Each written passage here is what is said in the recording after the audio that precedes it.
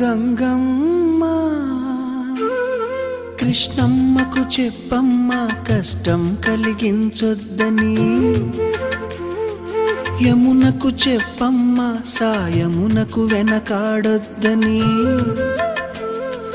గోదారికి కావేరికి ఏటికి సెలయేటికి కురిసేటి జడివానకి దూకే జలపాతానికి నీతో బుట్టులందరికీ